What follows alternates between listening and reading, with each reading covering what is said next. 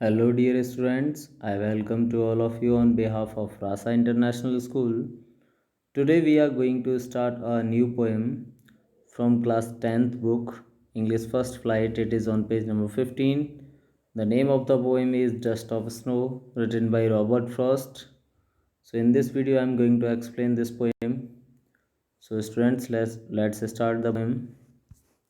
As you can see, at first I'll tell you about the poet and I'll tell you the introduction about the poem, and after that we will do some other points like theme of the poem, message given in the poem, summary of the poem. So we will be doing all these things in this video. So let's start the very first point, that is about the poet. You know, the poem is composed by the poet, that is Robert Frost.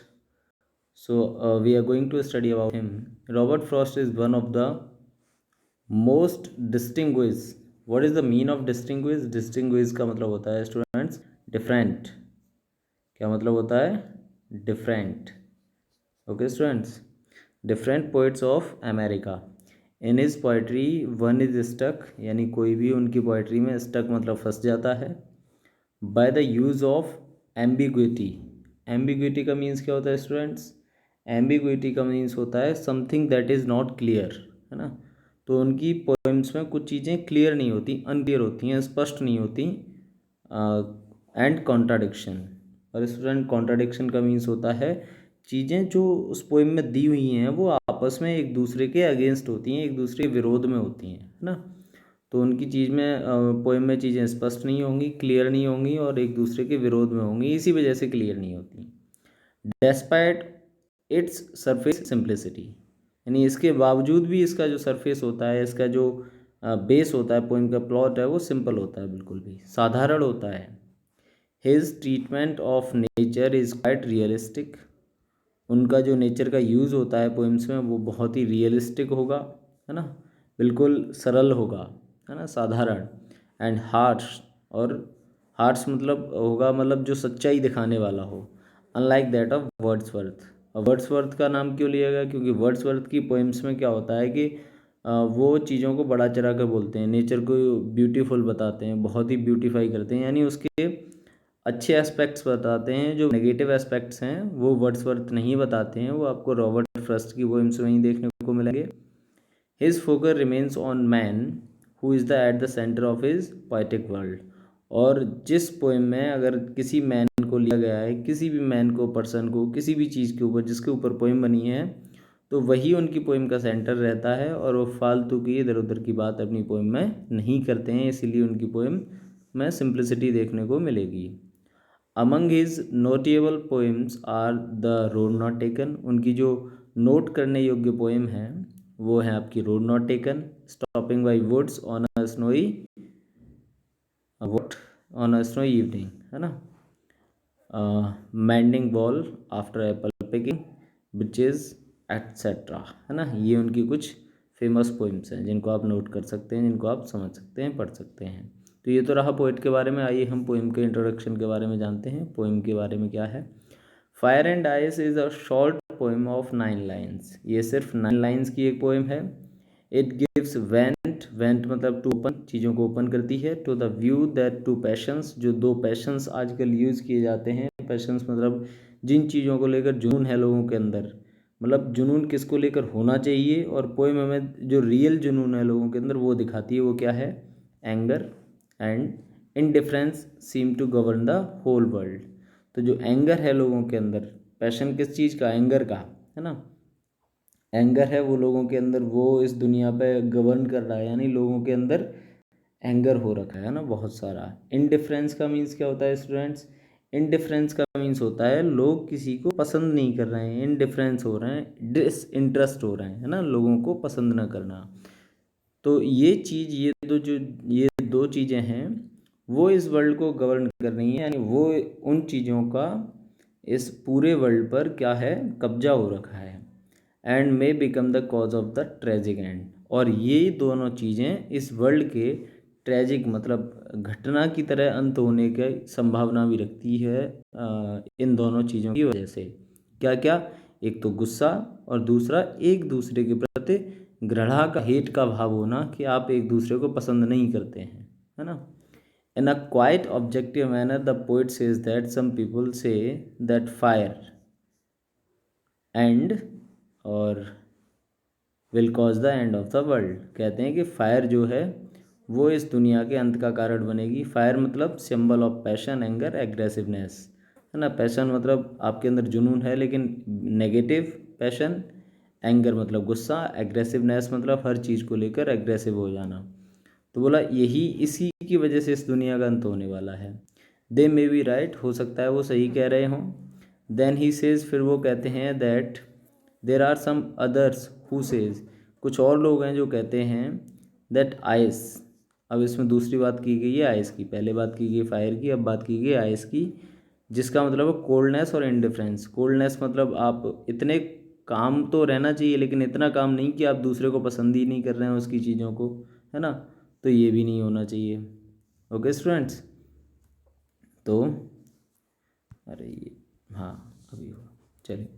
Will cause the end of the world, तो हो सकता है कि ice की वजह से भी। अब आइस का मतलब ये नहीं है कि बर्फ गिरेगी, या आग का मतलब ये नहीं है आग लग जाएगी। आग का मतलब है लोगों के अंदर का गुस्सा, और आइस का मतलब है लोगों को एक दूसरे को पसंद न करना, इतने काम हो जाना, है ना।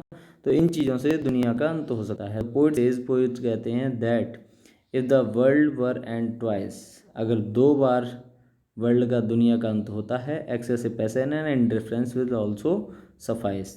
तो एक्सेसिव पैशन लोगों के अंदर जो जुनून है बहुत ज़्यादा, और जो इंडिफरेंस है लोगों के अंदर, वही कारण बनेंगे दुनिया के अंत का। तो यही पोइम में बताया गया है कि किस तरह लोग एक दूसरे के प्रति जलन की भावना रखते हैं और एक दूसरे के प्रति कितना क्रोध रखते हैं, है ना। तो ये दो चीज़ें इस दुनिया के अंत का कारण बन सकती हैं। चलिए अब हम जानते हैं पोइम की समरी क्या है।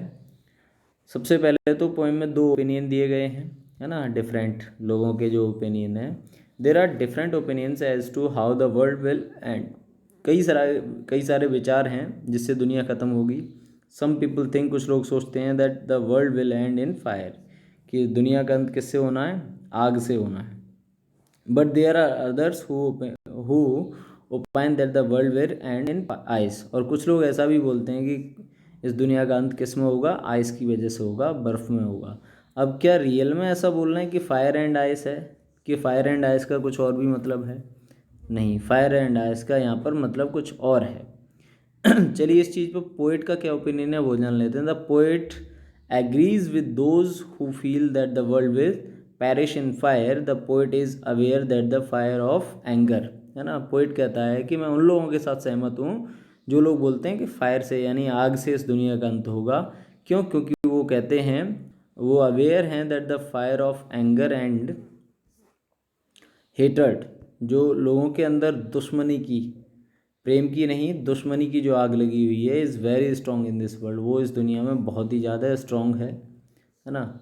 This fire will bring about the downfall of this world, और यही फायर जो है, इस फायर की वजह से इस दुनिया का अंत होने वाला है। The fire of hatred will spread, the world will be reduce to ashes, यानी ये दुनिया को, जो नफ़रत की आग लोगों में लगी हुई है, वो इस दुनिया को रिड्यूस मतलब ख़त्म कर देगी। एशियस मतलब अस्थियाँ बन जाएंगी, लोग राख हो जाएगी दुनिया जल के।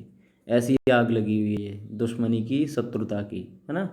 चलिए अनदर पॉसिबिलिटी, दूसरी पॉसिबिलिटी ये भी बोलते हैं, हाउ एवर, हालांकि देयर इज़ अनदर पॉसिबिलिटी, दूसरी एक और संभावना है। From his experience the poet knows that ice is also a great destroyer. वो अपने अनुभव से कहते हैं कि जो आइस है वो भी एक बहुत बड़ा विनाशकारी कारक बन सकती है। लेकिन क्या वास्तविक बर्फ़ की बात की जा रही है यहाँ पर? नहीं। आइस सिम्बलाइजेज कोल्डनेस, यानी लोगों का काम हो जाना, काम हो जाना, ठंडा हो जाना। रिगिडिटी का मतलब होता है स्टूडेंट्स, क्या होता है, कठोर हो जाना लोगों का एक दूसरे के प्रति। एंड इनसेंसिटिव हो जाना, है ना। लोग सेंस नहीं करते हैं दूसरों की फीलिंग्स को, है ना। Insensitivity, feelings of this type can also bring about, इस तरह की जो भावनाएं हैं लोगों के अंदर, इस प्रकार की जो फीलिंग्स हैं, can also bring out the end of this world, ये भी इस दुनिया का अंत कर सकती हैं। ओके स्टूडेंट्स, तो ये थी आपकी समरी, और इस समरी को हम पोएम में अप्लाई करते हैं। और चलिए फिर पोएम के बारे में पढ़ते हैं। You can see, as you can see here the poem is given. यहाँ पर बोला गया सम से, कुछ लोग कहते हैं, the world will end in fire, कि दुनिया का अंत आग से होगा। सम से इन आइस, कुछ लोग कहते हैं कि किस में होगा, बर्फ़ की वजह से होगा। From what I have tested of desire, जैसा कि मैंने सुना है ना, जैसा कि मुझे अनुभव है, एक्सपीरियंस है। I hold with those who favour fire, मैं उन लोगों के साथ हूँ जिन्हें ऐसा लगता है कि फायर से, आग में दुनिया जलेगी, आग से दुनिया का अंत होगा। बट लेकिन if it had to perish twice, लेकिन अगर अंत दोबारा भी होना होगा, ट्वाइस दो बार होना होगा, I think I know enough of hate to say that for destruction ice is also great and would suffice. तो ये कहते हैं कि अगर अंत दोबारा होना होगा तो ऐसा भी है कि जो अगर आग से अंत नहीं हुआ दुनिया का, है ना, फायर से अंत नहीं हुआ, तो आइस है, आइस से अंत होना है फिर, है ना। तो फिर किससे अंत होना है, आइस, आइस से अंत होगा, है ना। ऐसा कौन कहते हैं, ऐसा पोइट कहते हैं, पोइट। अब यहाँ पर फायर और आइस का क्या मतलब है स्टूडेंट्स, फायर और आइस का मतलब है यहाँ पर, फायर का मतलब वो जो नफ़रत की आग लोगों में लगी गई है, और आइस, आइस का मतलब वो कि लोग इतने रिजिड हो गए हैं कि वो एक दूसरे के प्रति इतने कठोर हैं कि एक दूसरे की बात सुनना नहीं चाहते, इनसेंसिटिव हो गए हैं, इनसेंसिटिव, इनसेंसिटिव हो गए हैं, इनसेंसिटिव, रिगिड, है ना, एंग्री। इस तरह के वर्ड्स हैं, ये वर्ड्स हैं, ये हमारे समाज में लोगों के दिमाग में बैठे हुए हैं। इन्हीं वर्ड्स को ये पोएम फायर एंड आइस क्या करती है, शो करती है, डिस्प्ले करती है, हमें दिखाती है। आइए हम, जैसा कि हमें बुक में दिया हुआ है, आपको मैं वो समझाता हूँ किस तरह से है। स्टैंजा 1 बोल रहा है, सम पीपल से, कुछ लोग कहते हैं, that the fire will cause the end of this world, कुछ लोग कहते हैं कि आग की लगने से वजह से इस दुनिया का अंत होगा। There are other who say that the ice will end the world, कुछ कहते हैं कि बर्फ़ से इस दुनिया का अंत होगा, है ना। फ्रॉम माई एक्सपीरियंस, जैसा कि मैं मानता हूँ, I agree with those who say that the world will consumed by fire, मुझे ऐसा लगता है कि जो आग है नफ़रत की, ये दुनिया को निगल जाएगी, ये दुनिया को ख़त्म करेगी, है ना। ऐसा कौन बोलता है, ऐसा पोइट बोलते हैं, है ना। क्या बोलते हैं कि मुझे ऐसा लगता है ये लोगों के अंदर नफ़रत की जो आग लगी हुई है ना, उससे दुनिया ख़त्म होगी। But if the world is to end twice, लेकिन अगर ऐसा है कि दुनिया दोबारा ख़त्म होने वाली होगी, I think from my experience of hatred, जो लोगों के अंदर नफ़रत है, that ice is quite also quite powerful and will be sufficient to be the cause of destruction of the world, कि वो भी हो सकता है कि अगर नफ़रत है एक दूसरों को, जो आग लगी हुई है गुस्से की, एग्रेसिवनेस की, एंगर की, उससे दुनिया ख़त्म हो जाएगी। अगर उससे नहीं हुई बाय चांस, अगर दुनिया दोबारा ख़त्म होनी होगी, तो फिर जो आग लगी हुई है आपके अंदर, इनसेंसिटिविटी की जो, सॉरी आग नहीं, बर्फ़ है, मतलब आप लोग इनसेंसिटिव हो गए हैं एक दूसरे के प्रति, प्रेम की भावना नहीं है, हेटरनेस की भावना है ना। तो उसकी वजह से भी दुनिया ख़त्म हो सकती है, वो भी बहुत ख़तरनाक है आज के समाज के लिए। ओके स्टूडेंट्स, नाउ अब हम इस पोएम में यूज़ हुई लिटरेरी डिवाइसेस को पढ़ते हैं। क्या क्या लिटरेरी डिवाइसेस यूज़ हुई हैं। सबसे पहले यूज़ हुआ है मेटाफर। क्या यूज़ हुआ है, मेटाफर। चलिए, in this brief poem, brief मतलब एक छोटी सी पोएम है, the poet has used metaphor of fire to suggest fierce, passion like anger, avarice, conflict. अब यहाँ पर इन्होंने जो फायर का यूज़ किया है, फायर किस किस चीज़ को शो करने के लिए यूज़ किया है, तो फायर का मतलब है इस पोएम में सबसे पहले पैशंस। पैशंस का मतलब है जुनून। जुनून मतलब यहाँ पर नेगेटिव पैशंस की बात की गई है। कैसे, कौन से वाले नेगेटिव पैशन, एंगर, क्रोध, है ना, किसकी बात की है, क्रोध की। फिर उसके बाद एवेरिस, एवेरिस का मतलब होता है लालच, ग्रीड, है ना। कॉन्फ्लिक्ट, कॉन्फ्लिक्ट का मतलब क्या होता है स्टूडेंट्स, एक दूसरे से कॉन्फ्लिक्ट हो जाना, यानी टकराव हो जाना, एक दूसरे से लड़ना, है ना, वो कॉन्फ्लिक्ट होता है, टू फाइट, है ना। And the metaphor of ice to suggest extreme passion, अत्यंत पैशन किसका, इंडिफरेंस का। इंडिफरेंस का मीन्स आप डिसइंटरेस्ट हो रहे हैं किसी, और हेटेड, किसी को पसंद ना पसंद करना, है ना। इतने कूल काम हो गए हैं कि हम एक दूसरे से मतलब ही नहीं है। अब पोइट बोलते हैं both types of passion are negative and destructive. बोला दोनों प्रकार के जो पैशन हैं, ये जुनून है लोगों के अंदर, वो नकारात्मक हैं, नेगेटिव हैं, और डिस्ट्रक्टिव मतलब विनाशकारी हैं। इनसे विनाश होगा संसार का और कुछ नहीं होना। चलिए दूसरा इन्होंने जो यूज़ किया है यहाँ पर, जो दूसरा पोएटिक डिवाइस है या लिटरेरी डिवाइस है वो यूज़ किया है इन्होंने यहाँ पर, वो है आपका एलिट्रेशन। एलिट्रेशन को हम दूसरे शब्दों में रिपीटेशन भी बोलते हैं। The repetition of constant sound in expression in the world will, line 1 में है द वर्ल्ड विल एंड, है ना। तो यहाँ पर देखिए, यहाँ पर भी डब्ल्यू है, यहाँ पर भी डब्ल्यू है, तो व का साउंड दिया हुआ है। तो जहाँ पर दो रिपीटिंग साउंड दिए हों कंटिन्यूसली, वहाँ पर एलिट्रेशन होता है। सम से, यहाँ पर भी एस साउंड है, यहाँ पर भी एस साउंड है, और वो भी कंटिन्यू है, कंटिन्यू, तो वहाँ पर क्या है, लिटरेरी डिवाइस कौन सी है, एलिट्रेशन। फिर है आपका फेवर फायर, एफ एफ फ का साउंड है, तो यहाँ लाइन 4 में ये भी हो जाएगा एलिट्रेशन यानी रिपीटेशन यानी एलिट्रेशन लिटरेरी डिवाइस हो जाएगी। Are the vivid use of literary device are called alliteration. तो इनका यूज़ करना ही क्या कहलाता है, एलिट्रेशन कहलाता है। ओके स्टूडेंट्स, चलिए आगे बढ़ते हैं। अब इस जो पोएम है उसका पूरी का थीम क्या है, अब हम इसका थीम और मैसेज समझेंगे only. Fire and ice is in fact, वास्तव में अ सिंबलिक पोएम, एक सिंबलिक पोएम है। Fire and ice are not to be taken literary, इन्हें ऐसा मत समझें आप कि लिटरेरी मतलब शब्दों पर न जाएं। फायर का मतलब ऐसा नहीं है कि आग की बात की जा रही है, आइस का मतलब ऐसा नहीं बर्फ़ की बात की जा रही है। Fire represent the excessive passion of greed, लालच, फायर का मतलब है लालच। अवेयर्स मतलब एक दूसरे के प्रति कैसी भावना रखना, ग्रीडनेस, ग्रीड और अवेयर्स का मतलब, अवेयर्स का मतलब सेम होता है। कॉन्फ्लिक्ट मतलब टकराव, फ्यूरी, फ्यूरी का मतलब होता है एंगर, है ना, एक्सेट्रा, इस प्रकार की भावनाएं रखना। Ice stands for excessive coldness, बहुत ही ज़्यादा कीप, काम हो जाना, है ना, कूल हो जाना। इनडिफरेंस, इनडिफरेंस का मतलब होता है स्टूडेंट किसी के प्रति ऐसा भाव कि आप उसको पसंद नहीं करते, डिसइंटरेस्ट रखना। एंड हेटेड, वही बात है एक दूसरे से घृणा करना, है ना। Both these passions seem to be govern the world, और ऐसा लग रहा है यही दो पैशन होंगे लोगों के अंदर, यही पूरे संसार पर राज करेंगे, है ना। The poet conveys the idea that negative and excessive passion like anger, poet कहते हैं कि जो नकारात्मक विचार हैं लोगों के अंदर, नकारात्मक आइडिया हैं, है ना, वो लोगों के दिमाग में बैठ चुके हैं, जैसे कि एंगर है, hated, might cause the destruction of our world if fire is not cause the destruction of world.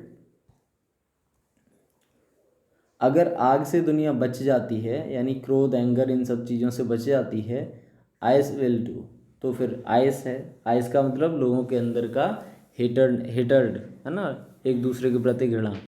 Indirectly, दूसरे शब्दों में पोएट कहना चाहते हैं against excess of anger and hatred, यानी पोएट किसके विरोध में है, किसके अगेंस्ट हैं, मतलब ज़्यादा क्रोध भी मत करो और ज़्यादा इतने भी शांत मत रहो कि एक दूसरे के प्रति घृणा हो जाए, नफरत हो जाए। We must save our world from these passions, तो इस प्रकार के पैशन से हमें अपने वर्ल्ड को बचाना होगा, है ना। तो ज़्यादा किसी से गुस्सा नहीं करना चाहिए और ज़्यादा किसी से इतने भी शांत मत हो जाओ कि दूसरे के प्रति आपके मन में घृणा वाले विचार आ जाएं, नफरत वाले विचार आ जाएं। चलिए पोइम से हमें मैसेज क्या मिलता है। Fire and ice gives no explicit message, कोई भी क्लियर, एक्सप्लिसिटी का मतलब होता है क्लियर, कोई भी हमें क्लियर मैसेज तो नहीं देती है पोइम।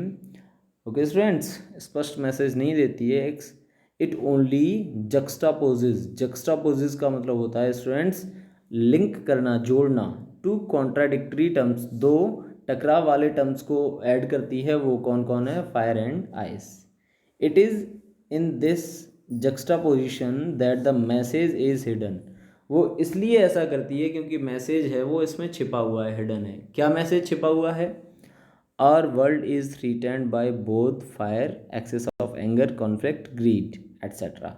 हमारा जो वर्ल्ड है वो थ्रीटेन हो चुका है, उसके ऊपर ऐसा खतरा मंडरा रहा है, कौन सा वाला, फायर मतलब एक्सेस ऑफ एंगर, लोगों के अंदर गुस्सा, कॉन्फ्लिक्ट मतलब टकराव, ग्रीड मतलब लालच, इस प्रकार के गुण हैं लोगों के अंदर, विचार हैं, एंड आइस का मतलब है excess of indifference and hated, यानी एक दूसरे से मतलब न रखना और घृणा करना।